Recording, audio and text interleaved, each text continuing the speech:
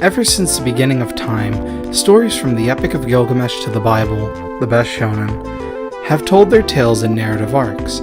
Even to this day, the works of countless mangaka and old white women are serialized and distributed in this fashion. Something I always like to do is observe what makes me love a shonen arc, and try and boil that down into a theoretically perfect shonen. So, to begin this journey, we must start with something small that gives us a lot to work with. And what's smaller than an arc that's 4 episodes from a comedy shonen? My name is Michael, aka Bad Lad, and this is Building the Arc, where I take you on a journey through manga's highs and lows to figure out what we need to do to build the best shonen known to man. For the first case, Gintama, Benizakura arc, let us begin. Gintama, written by Hideaki Sorachi, made its debut in Shonen Jump magazine on December 8, 2003, and has come to receive both critical and fan praise for its fun concepts, meta humor, great action, and lovable characters. Now, Gintama's never really been the top dog in Shonen Jump, but it's always kept this level of popularity and this really die-hard fan base, which I myself am a part of. And it's widely loved by its fans because it's such an odd series. And yeah, I know the content of course would be a bit absurd or odd because it is a shonen that is a comedy, so you expect some jokes here and there and some weird things, but it's more weird because of how it actually is structured more than what's inside the structure. What I mean by that is, unlike its Shonen Jump peers One Piece and Naruto, which are famous for their crushing length, Gintama kinda keeps itself relatively short, with its longest arc being about 72 chapters. Which, yeah, I mean, the Silver Soul arc is quite long, but then you look at Dressrosa or the 4th Shinobi World War and you see that they're 102 and 180 respectively, and you kind of begin to thank God that Sorachi didn't want to write anymore. While I've known people who said that Gintama's first 50 chapters are quite the turnoff since they are very choppy and one-offs that don't really connect to each other, I quite enjoy them because they save me from having to go through the Hunter exam arc, the Spirit Detective saga. Not bad arcs by any means, but arcs that you sit there and say, I get it, I understand, they're bad, now they're friends, this is what the world is like. I understand. These arcs are just meant to teach the reader how to read the story, but Gintama does trial by fire. Read the first chapter, Shinpachi's mom and dad are dead, he only has a sister, figure the rest out for yourself.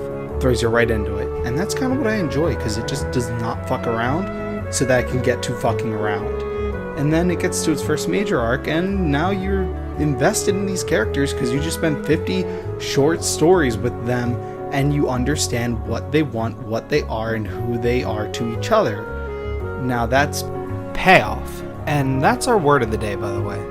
So, alright, I know right now you're saying, I get it, dumbass, it's a comedy series, it doesn't need to info dump you because it's a comedy, you don't need to think that much. And you know what? That's where I come in, big dick in hand, and say you're right and walk away. That's what I would do if I weren't so fucking cool. So how is Gintama's first arc? Is it some epic tale of memories and love, a wistful look to the past? No, it's a comedic amnesia story. You've seen it before. But the thing that is funny about Gintama's first couple of arcs leading up to the Benizakura arc is how short they all are. I know I said that Gintama has short narratives, but this is pushing it a bit. In total, the first 3 arcs of Gintama are 13 chapters long. That includes the Memory Loss arc, the Umibozu arc, and the Infant Strife arc. In the anime, those 3 arcs are shorter than your average seasonal show, clocking in at only 8 episodes. Brevity is Gintama's strength. An arc never wears you out or takes too long.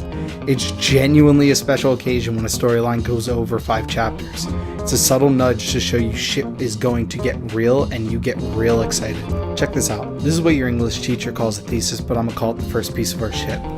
Quote, a good arc does not need endless in-arc exposition, just a firm understanding of who our characters are and what they mean to each other. What matters is the payoff. Unquote. That was pretentious and obvious, so what do I mean? Well, throughout the first 88 chapters in Gintama leading up to the Benizakura arc, Sorachi slowly feeds the audience little bits and pieces of the information they need to know about our cast of characters. We know that Gintoki and Katsura are friends and old war buddies. We know Elizabeth loves Katsura and that being around Elizabeth had mellowed Katsura's opinions of Amanto and Ito. We know that Shinsuke knows Gintoki, and by extension we are to assume he holds a similar past with Katsura. We know Kagura has a strange familial relationship with her father, and we are to assume it's similar with the rest of her family. So people like Katsura and Gintoki and Shinpachi are important to her. One of the more interesting things about early Gintama is the introduction of Shinsuke, who made his appearance all the way back in chapter 17 through flashback, but made his official debut in chapter 29. It's an honestly pretty ominous appearance where even Gintoki is visibly shaken. And with our given information about Gintoki, this is very offbeat for him. This is the proper way to set up a villain. Do something that makes the audience think, oh man, this guy really means something, doesn't he? Making Shinsuke a more extreme joy exclusionist than Katsura serves to show how Katsura has grown and why he so heavily differs from Shinsuke now, even if they believe in more or less the same ideal, making Shinsuke not only a foil for Gintoki, but also for Katsura. Besides Shinsuke being our main antagonist overall, he's kind of like the big mom of this arc for now, where he's a looming danger, and he is a threat, but our Luffy can't fight him just yet, so give us someone who's strong but beatable. And this arc's Katakuri is Nizo the Butcher, an antagonist that showed up and got clapped by Gintoki in the Infant Strife arc some 10 chapters prior. Well, what about Nizo? It's been a whole 10 chapters after all, and what's changed?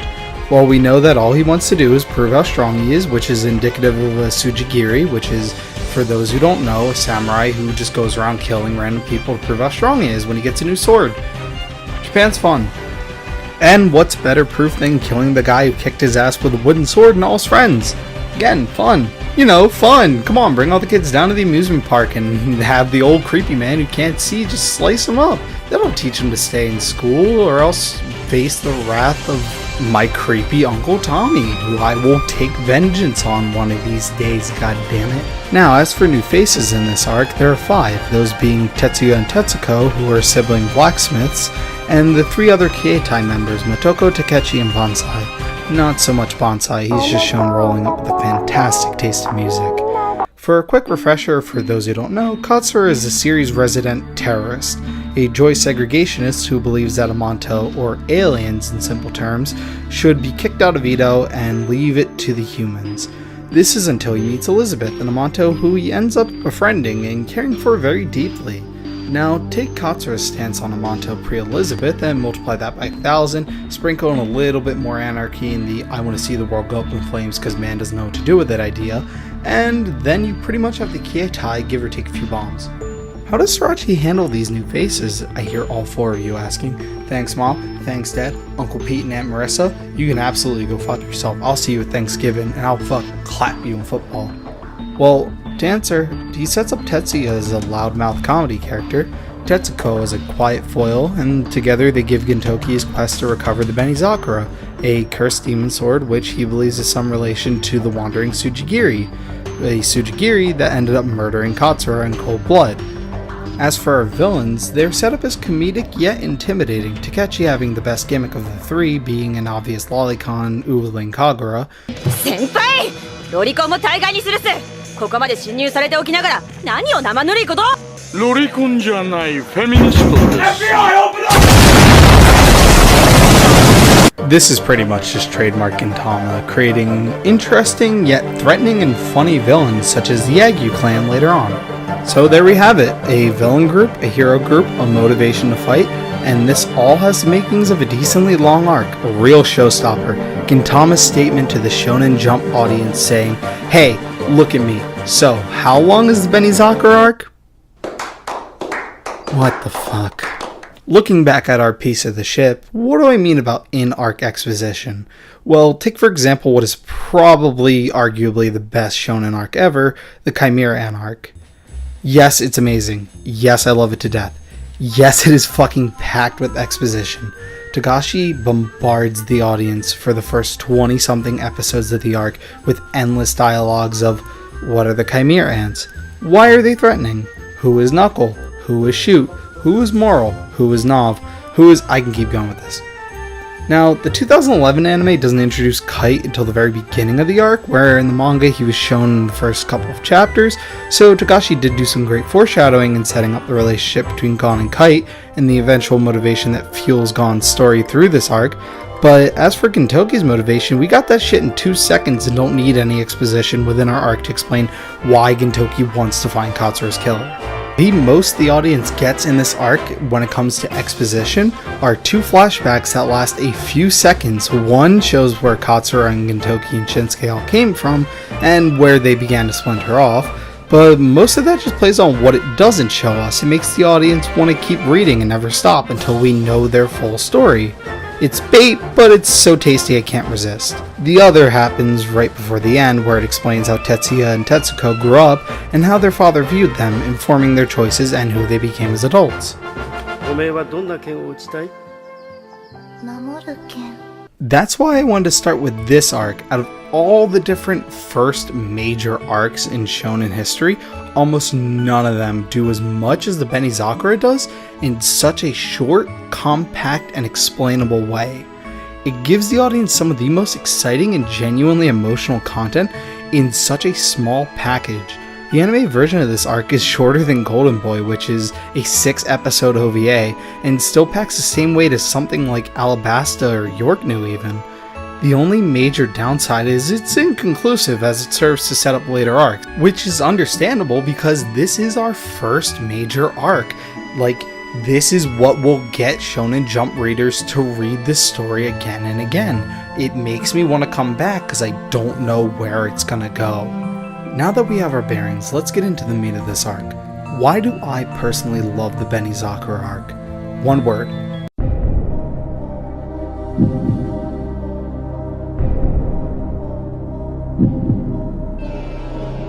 Payoff. Like any great joke, there is a setup and a payoff. If I set up a joke where a man has a habit of falling on banana peels and pay it off with the giant banana peel falling on him, it can be funny. Because you could take your prior knowledge and infer that something relating to a banana peel will occur to this man and still be surprised. But if I set up that same joke and just before the payoff I inform you that in this joke world, giant banana peels are formidable foes hell-bent on destroying humanity, and exposition the shit out of these giant banana peels, the joke can still be funny, but you probably figured that was going to happen.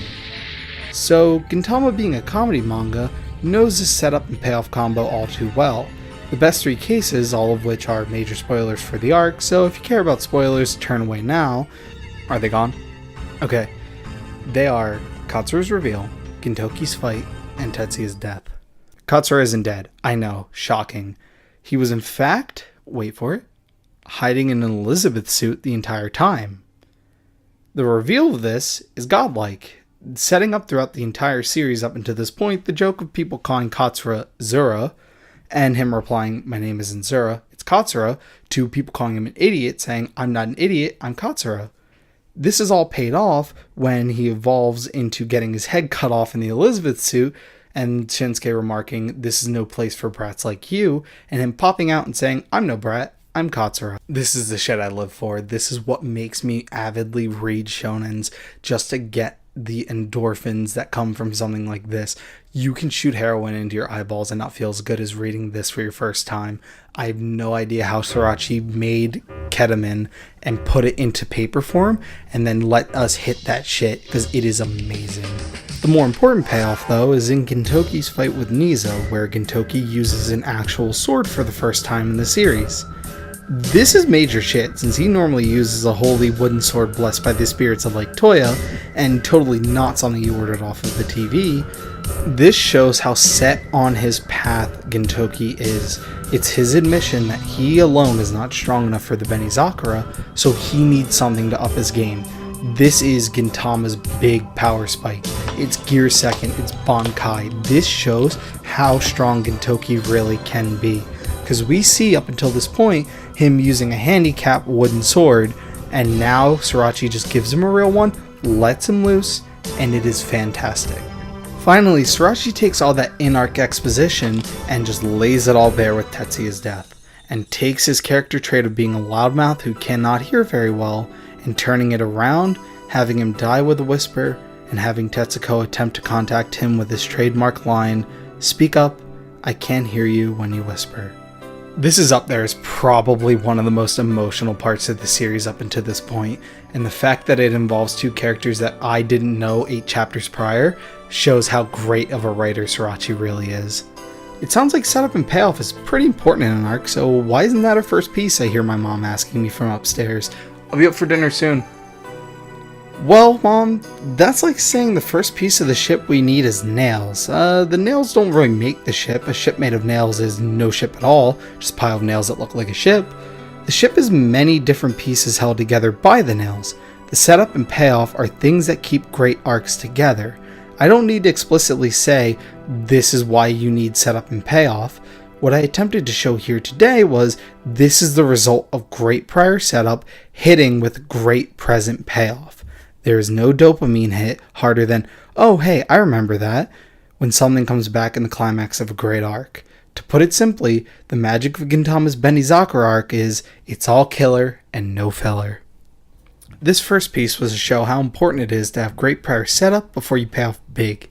The Benizakura arc is the payoff half of that statement, but what's a good example of the first half? What's an arc that is great setup, that gives us our main characters, our main motivation, multiple villains to display what our protagonist can and cannot do, and ends it off with a great fight? Well, we'll find out next time as our ship sails into the adventurous waters of East Blue. I'm Michael, and this has been Building the Arc, Case 1, Benizakura. Thank you for watching, and feedback is always appreciated.